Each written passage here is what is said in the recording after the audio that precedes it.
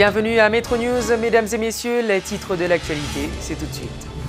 Présentation ce lundi par le président de la République du bilan de la première année de la caravane du changement. Le chef de l'État s'est montré satisfait du travail déjà réalisé par la caravane. Une personne est morte samedi dernier au Cap-Haïtien lors d'une attaque au gaz lacrymogène. Le sénateur Yuri Latortue dénonce la complicité de la police et évoque un acte planifié. Des agents de la brigade d'intervention contre l'insécurité foncière ont été pris pour cible à Tiote, dans le sud. C'était vendredi dernier.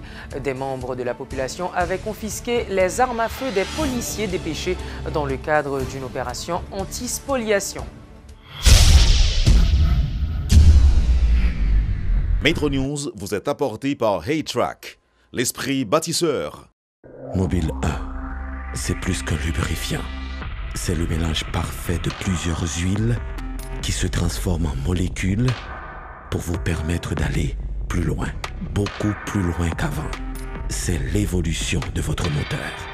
Choisissez les lubrifiants mobiles. Ici, vit l'énergie. Le président de la République a présenté ce lundi 30 avril le bilan de la première année de la caravane du changement. Selon le chef de l'État, cette stratégie a permis aux pouvoirs exécutifs, législatifs et locaux de se mettre ensemble à la recherche de solutions pour satisfaire les besoins de la population. Dans un discours fleuve présenté au Palais national, le président de la République a abordé plusieurs points. Il a une nouvelle fois réitéré sa promesse, à savoir d'électrifier le pays 24 heures sur 24 dans 24 mois. M. Moïse a également fait savoir que l'État vient de faire l'acquisition d'un nouveau lot d'équipements qui doivent être utilisés pour effectuer des travaux de développement à travers tout le pays. Dans les affaires gaspiller l'argent dans le courant, il y a 250 millions de dollars qui peuvent passer dans la poche. Qui moun, personne, pas même connaît, n'a pas acheté 250 millions de dollars de la carotte chaque année dans le pays. Moi, je dis, et je campe d'elle. Le pays a pour le courant 24 sur 24 dans 15 mois qui viennent. Ça veut dire, moun qui intéresse à ça, qui besoin de participer dans l'appel à manifestation d'intérêt pour bailler courant, et les gens qui là tout cap produit courant qu'on y a vendre l'état yo même viennent participer dans l'appel à manifestation d'intérêt tout l'ouvert pour tout le monde mais ça pour nous connaître ça l'on bagage concerne intérêt pays d'Haïti il pas gain zami là-dedans il pas gain frère là-dedans il pas gain sœur là-dedans pays a c'est d'abord a dit un monde qui compte jodi j'en toujours dit c'est dans déstabilisation qu'on va aller qui pour permettre travail n'a bien pour nous réaliser pour ne pas réaliser ou font gros faute. Parce que les peuple haïtien aujourd'hui à le comprendre, j'ai le clair. Ils voient bien qui veulent aller. Ils comprennent bien que aujourd'hui pas de pays sous la terre qui a développé sans courant. Pas de pays sous la terre qui a développé sans route. Pas de pays sous la terre qui a développé sans de l'eau pour user jardin, sans de l'eau pour moun boire. Pas de pays sous la terre qui a développé sans l'éducation. Un pays pas qu'à camper pour gagner plus passer 10% de monde qui dans pays à pas l'école. Pour nous résoudre le problème nous avons besoin de construire un seul coup 15 000 salles de classe. Pour nous résoudre le problème, nous avons besoin d'entrer dans la formation continue avec 123 000 professeurs dans le pays. Pour le faire, c'est comme que nous avons besoin. Comme ça, leur a dépensé mal, leur a gaspillé dans le pays, leur pas de monde qui a courage, qui a tête l'État, qui vous dit qu'il faut ça freiner, il faut nous camper là, ou avoir un problème. Il faut nous dire que nous travaillons pour que aujourd'hui, nous ayons des fonds de garantie qui entrent dans le pays. Pour que, par exemple, agro-industrie, développement agro-industriel vienne en réalité. Parce qu'il ne faut pas oublier, l'argent trop cher en Haïti. Ce n'est pas que l'on dit l'argent trop cher, nous voulons parler de crédit. Parce que le crédit qui vient dans le pays, c'est un crédit qui permet de consommation seulement. Ça veut dire un crédit qu'on a l'acheter pour revendre. Mais pas un crédit qui permet de faire investissement dans la production. Mais quand il y a un travail pour des instruments que nous avons à travers le ministère des Finances, à travers la Banque centrale, pour que les banques privées nous sommes capables de garantir, même si ça a fait dans la sous-traitance, une série de gens aujourd'hui qui a construit des parcs industriels privés dans le pays, mais c'est l'argent qui est garanti par la Banque centrale, qui est prêté à des taux d'intérêt qui entre 5 et 7%. Et quand tu tout taux de référence aujourd'hui dans le système financier en Haïti, il est presque 14%. Mais priorité pas nous. On, par exemple, agro-industrie, qui on a des priorités nous. Nous travaillons pour nous joindre des fonds de garantie qui permettent que nous baillons un taux d'intérêt. Ça veut dire, on monde qui dit, ou besoin d'une monter une usine de décortiquage de riz dans le pays. Ou besoin qu'on prête. Et maintenant, canaliser le ça pour dans le fond ça, ou permettre de des crédits appropriés, des crédits qui ne pas dépasser entre 5 et 7%. Comme dit, avant qu'on ait lancé dans la Tibonite, nous avons produit environ 80 000 tonnes, mais qu'on a encore 120 000, on sait plus ou moins. Ça veut dire qu'il y a entre 30 et 40 000 tonnes en plus qui ont augmenté. Maintenant, ça n'a pas assez pour baisser le prix sur le marché. C'est pour ça que je dis, il y a pile stratégie que nous avons mis, par exemple, semences. Dans le pays, nous avons produit 2000 tonnes de semences pour toutes 2000 tonnes de semences du riz seulement. Mais quand il y a un travail pour nous sortir de 2000 tonnes à 20 000 tonnes, ça veut dire nous avons 3 plaines de production. On a parlé de 3 grandes plaines. La vallée de la Tibonite, la plaine de Maribao et la plaine de Torbec. Mais pour 3 plaines, nous avons produit 2000 tonnes de semences. Et là, pour parler de production, premier côté pour aller, c'est dans l'intrant. Nous parlons de semences, nous parlons d'engrais, nous parlons de l'eau. Ça veut dire ça, c'est des gros contraintes, jusqu'à présent, pour augmenter la production du riz dans le pays. Le prix du riz n'a pas jamais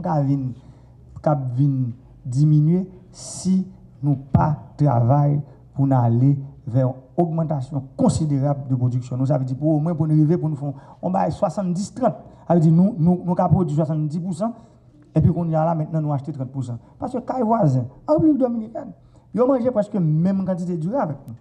Mais ils ont acheté c'est 15 000 tonnes seulement. D'ailleurs. Ça veut dire nous-mêmes pour ça. Et puis sur 85 000 hectares dans la production du riz. Là, on prend Vallée la Tibonite, pleine Maribao, Torbec, on peut même parler de l'autre type, pleine Solon, pleine d'Abraham, ou presque dans 75 000 hectares. C'est pour me dire que nous avons une capacité, sauf que même actuellement, il a fait plus que 10 tonnes d'hectares, nous-mêmes, nous avons fait moins que 3 tonnes. C'est pour ça que je dis qu'il faut travailler pour nous augmenter la productivité. Nous. Et puis là, ça, on pourrait prier, mais ce n'est pas demain matin. C'est tout ton travail. C'est pour ça que je dis, le peuple a compris ça clair. Ce n'est pas demain matin où on dire pour changer, pour sortir dans 80 000 tonnes, pour aller dans 500 000 tonnes. C'est tout un processus. Il faut nous travailler sur le système de drainage vallée de la Tibonite, qui a un problème. Nous travaillons pour que le reste de drainage la fait. Parce que en pile, monde comprend que la production agricole, c'est aux États seulement. Le drainage là est aussi important que de l'eau. Je veux pour tout le monde comprendre ça. Ça veut dire évacuation de l'eau est aussi important que réception de l'eau. Et dans la vallée, nous avons pile problème d'évacuation de l'eau parce que nous avons pile terre qui n'a pas de capacité de production dans la vallée, c'est parce que de l'eau n'est pas évacuée ou bien mal évacuée. Le sénateur Yuri Latortue accuse des proches du parti haïtien Tête Calée, PHTK, et ses adversaires politiques d'avoir perpétré l'attaque au gaz lacrymogène le samedi 28 avril 2018. L'incident a été enregistré au centre culturel Café Trio du Cap-Haïtien, où les sénateurs Yuri Latortue et Jacques Sauveur-Jean avaient insisté sur la nécessité de poursuivre les anciens officiels qui avaient dilapidé les fonds accordés à l'État haïtien dans le cadre de l'accord Petro-Caribé. L'élu de l'Artibonite révèle que les auteurs de l'attaque avaient verrouillé les portes avant de lancer des bonbonnes de gaz. L'ex-président du Sénat explique que l'attaque a été perpétrée alors qu'il apportait des explications sur le détournement de plusieurs millions de dollars dans le département du Nord. Il soutient que les auteurs de l'attaque avaient lancé une bonbonne de gaz sur l'estrade où se trouvaient les conférenciers. Un journaliste, Jacques Dubois, a été tué lors de la panique et a suivi l'attaque. Le sénateur Latortue dénonce également la passivité des policiers présents qui ne sont jamais intervenus. Lors d'une conférence de presse tenue ce lundi au Sénat, le parlementaire dit souhaiter que toutes les dispositions soient prises en vue d'arrêter les auteurs et complices de cette attaque. Si je dis, avec information la police gagne, avec information que les policiers ont moyo, yo bail, parce qu'ils n'ont pas toléré que de l'autre policiers ont boire bail gaz pour le craser. Avec information que nous jouons parmi les jeunes, parmi tout le monde au cap qui condamne les actes, moi je crois que si la police pas agit, ça son dossier d'État. Parce que l'homme est passé, il doit son monde qui prend décision. Il doit c'est pour l'autre autorité. Mais le ça faut nous arrêter mon yo mettez en bas code, yo poser aux questions. Mais si complicité a continué pour que CSPN allait, pour que la police gagne dossier dans elle et yo pas arrêter monde, le ça n'a passé dans l'étape là pour nous comprendre son dossier l'État. Mais jusqu'à présent, nous pensons avec information que nous baillons, nous parlons à chef police là, le nécessaire sera fait et moun qui responsable nous souhaitons essayer seulement pas gagner l'autorité intellectuelle parce que je ne peux pas penser qu'il y a 2 sénateurs de la République qui ont en conférence pour que au niveau de l'État, ils ont programmé pour tuer sénateurs avec toutes jeunes ça yo. Moi pas penser ça. Pour le moment, nous espérons que très bientôt la police a réagi. Dans le dossier par Petro-Caraïbes, les gens qui volent les cob, ils ont les bras longs. Ils ont des possibilités et malheureusement dans l'État, il y a des gens qui protégé. Il y a une complicité qui est établie. Je dis à parole là, ils sont sortis dans le Sénat, là, dans le coup des comptes. Et dans le coup des comptes, moi, je dis coup des comptes déjà, il y a toute information. Et je dis à dans le coup des comptes là, il y a un pile, parler en pile, parce qu'il y a des gens qui voulaient justement que le dossier a réglé, il y a des gens qui ne veulent pas le régler. Et dans ce sens-là, moi, je crois que, et m'a dit tout le monde, que je dis, moun yo peur, parce que la société civile là, prend cause. Dans Port-au-Prince, yo fait conférence, moun yo au courant. Dans Gonaïve, nous pas faire conférence. Dans Okap, nous faisons. Moun yo veut bloquer parole là, parce qu'il faut parole là pas parler. Il faut nous expliquer ça qui passe là. Comme yo prend, mais côté le passé. Et là, nous déterminer moun qui prend comme yo, nous fait la justice, faire remettre li, haïtien, pas de droit à payer un cob, donc yo pas utiliser pour yo. Nous te dit, si nous pas manger poids, nous pas bailler la purée. Plus d'un mois après la disparition du journaliste Vladimir Le Gagneur, le réseau des journalistes reporters locaux dénonce le laxisme dont fait montre les autorités policières dans le traitement de ce dossier. En conférence de presse ce lundi, les dirigeants de cette structure ont pointé du doigt les autorités policières et judiciaires qui veulent, selon eux, que le dossier s'épuise avec le temps. Le RJRL presse la police à faire la lumière sur la disparition du confrère. Suivez ce reportage d'Éloge Millefort et de Guy Trichoisy. Déjà 1 mois et demi que le photojournaliste Vladimir Le Gagneur est porté disparu. La police n'a toujours pas bouclé son enquête. Entre-temps, les organisations professionnelles de la presse sont dans l'angoisse. Innocent Jacques est coordonnateur adjoint du réseau de journalistes reporters locaux. DCPJ pour que j'aime venir pour dire, mais en fonction de la trier éléments, souvler au te gen main, tant que chapeau, tant que ossements, tant que téléphone journaliste là dit yo te joindre dans main deux individus bon cathédrale, yo pas jamais vinn dire mais qui ça concrètement qui fait, yo pas jamais vinn dire mais qui ça tout élément d'information ça yo permettre yo river joindre comme élément qui t'a capable montrer que journaliste là soit mourir ou bien séquestré quelque part. Qu'est-il arrivé à Vladimir Le Gagneur? Se questionne avec perplexité le numéro 2 du RJRL. Et dans ce qu'il qualifie de lenteur de la part des autorités, Innocent Jacques voit une tentative pour classer le dossier. Nous sentons bien une velléité, nous sentons une détermination, une volonté pour que l'enquête qui a rapport à la disparition de Vladimir Le Gagneur pour enterrer. Matin, nous venons voir un pinga par l'autorité. Nous venons dire enquête ça pas passer avec enquête sur Jean-Dominique Brignol Lindor, Félix Lamy et autres. Il y a 2 semaines environ, le président de la République avait exprimé sur son compte Twitter sa préoccupation quant à la disparition du jeune journaliste de 30 ans. Et alors même qu'il a fallu des semaines avant que le chef de l'État réagisse sur le dossier, il avait formulé des exigences envers les autorités concernées, leur demandant d'apporter des explications au plus vite. Et dire que les demandes du président semblent ne pas avoir été suivies des faits. Questionné concernant l'avancement de l'enquête, le porte-parole de la police a affirmé ne pas disposer d'éléments nouveaux. Et comme pour se débarrasser d'une patate chaude, le commissaire Franz Lerbourg a renvoyé la balle à la direction centrale de la police judiciaire. Vladimir, dorénavant, est capable d'informer auprès de la direction centrale de la police judiciaire pour capable connaître l'état d'avancement parce que pas d'éléments qui filtrent. Plus de mois après sa disparition, Vladimir Le Gagneur est-il mort? Rien ne permet de l'affirmer ni de l'infirmer. Autant que le ministre de la Communication Guilherme Sedelva ou encore le directeur exécutif du Réseau national de défense des droits humains Pierre Espérance se montrent affirmatifs, autant la police nationale reste prudente. L'Institut national de formation professionnelle a procédé officiellement ce lundi au lancement du centre UNESCO Unevoc en Haïti. Selon la directrice de l'INFP, il s'agit d'un centre international de l'UNESCO qui intervient dans la formation professionnelle. Sa mission est d'accompagner toutes les institutions œuvrant dans ce domaine. C'est ce qu'a précisé Maggie Durcé. Suivez ce reportage de Sheila Louis-Joseph et de Guy Trichoisy. Haïti dispose de son centre Unevoc, une branche de l'UNESCO qui s'occupe de la formation professionnelle. Lancé officiellement ce lundi par l'Institut national de la formation professionnelle, cette structure a pour principale mission d'accompagner le développement et la professionnalisation des institutions œuvrant dans ce domaine. 3 axes seront priorisés: l'équité de genre, la technologie verte et l'employabilité et l'entrepreneuriat, question de mieux atteindre les objectifs fixés. Unevoc est plus basé sur interrelation avec des échanges qu'a fait et comparaison, mais aussi de bonnes pratiques qu'a fait à l'intérieur des centres à travers le monde. Et puis pour voir comment, selon modèle qui développé, adapté et enrichi et réalisé tout dans chaque société, selon culture société, avec mode façon que nous-mêmes nous mettons mécanismes de développement. De nombreux pays font l'expérience avec Unevoc et continuent de le faire, et cela semble avoir porté fruit. C'est dans ce contexte que l'UNESCO a pensé à l'implanter également en Haïti.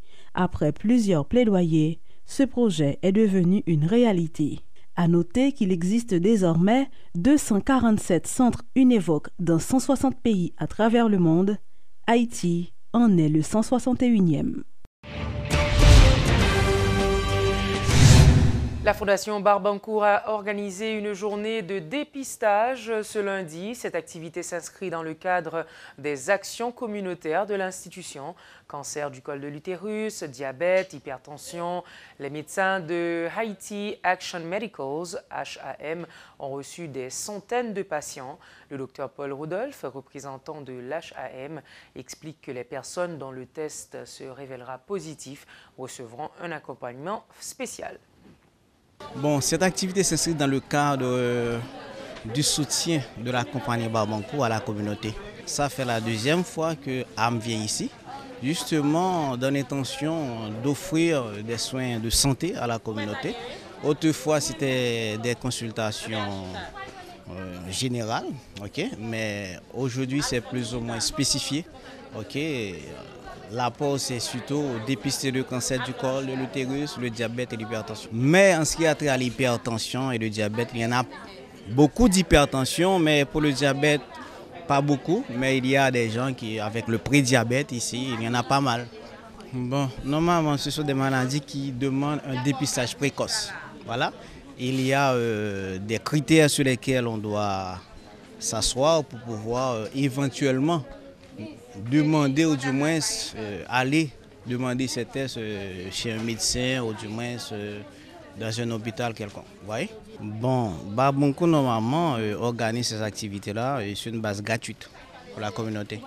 Certainement, il va y avoir un suivi parce que le résultat doit être donné d'ici une semaine et on a les coordonnées des femmes. On aura à planifier une nouvelle rencontre et celles qui sont testées positives vont être suivies quand même.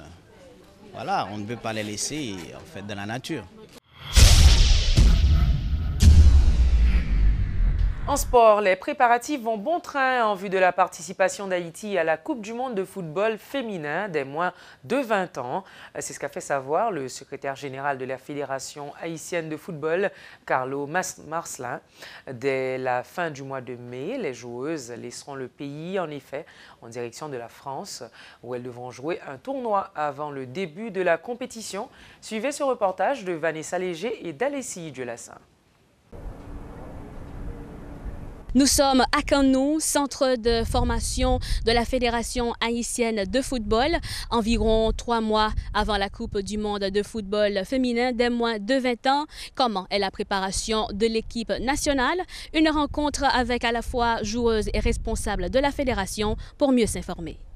Nous pas faire dans le mondial, la même genre de travail, nous pas faire dans la 3e phase, nous te qualifier Haïti pour la Coupe du monde, qui n'a dit pas la guerre et qui fait. Charlie Jeudi est optimiste. La buteuse qui a scellé la qualification d'Haïti face au Canada se dit fière d'avoir réalisé un rêve pour lequel elle a tout donné. J'étais très content, j'étais bien vivre ça à cause de j'aime préparer depuis en Haïti et aller en France encore dans le club FF ici.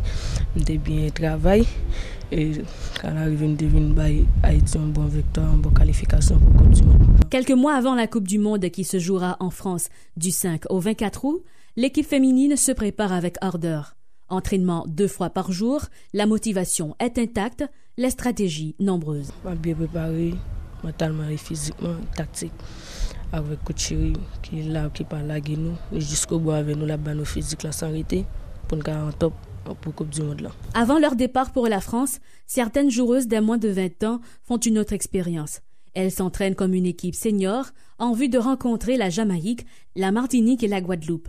Ces matchs se joueront au stade Silvio Cator à partir du mois de mai. Cette opportunité leur est déjà bénéfique selon le milieu de terrain, Mélissa Dacius. On travaille beaucoup plus dur parce que nous allons jouer senior, donc c'est un autre niveau de jeu. Parce que nous travaillons plus dur, surtout au niveau de gym physiquement, donc nous mettons nous prêts. Nous avons un nouveau coach qui c'est Stéphane Defaux qui travaille ensemble avec nous et déjà nous avons joué 2 matchs amicaux dans ce stade-là avec l'équipe Ilviajan.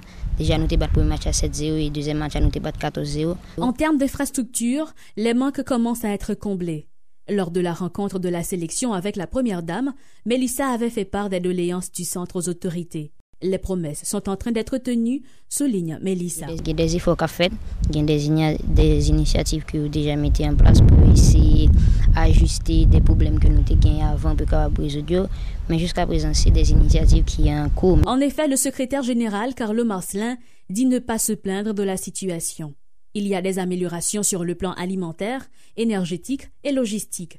Le responsable remercie l'État haïtien et des institutions privées qui ont commencé à œuvrer en faveur d'un meilleur encadrement, non seulement pour l'équipe U20, mais pour toute la fédération. Cependant, le séjour de la sélection en France à partir de la fin du mois de mai nécessitera un montant de 300 000 € que les responsables n'ont toujours pas dans leur caisse. Du point de vue financier, la prend un petit peu lourd pour nous supporter et charger. Sans compter les matériels que nous avons pour nous en termes d'équipement, pour nous bâtir mesdames et puis même en tant que jeunes filles, on est et faut mettre en vie quand même qui permet que sentir que ces filles sont capables de même divertir un petit peu. Les joueuses sont confiantes. Elles se préparent à entrer dans l'histoire à l'occasion de cette Coupe du Monde.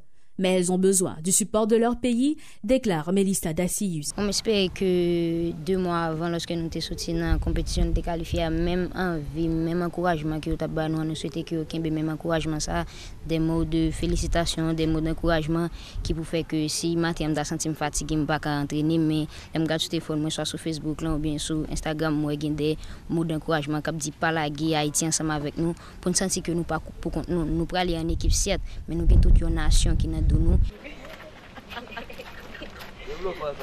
Pour sa première participation à une Coupe du Monde, l'équipe féminine des moins de 20 ans devra affronter en match de poule le Nigeria, la Chine et l'Allemagne. Pour Télémétropole, depuis le centre de formation de la Fédération haïtienne de football, Vanessa Léger et LSI Diolassin. Merci d'avoir été avec nous, mesdames et messieurs, et à très bientôt pour une autre édition de Métro News.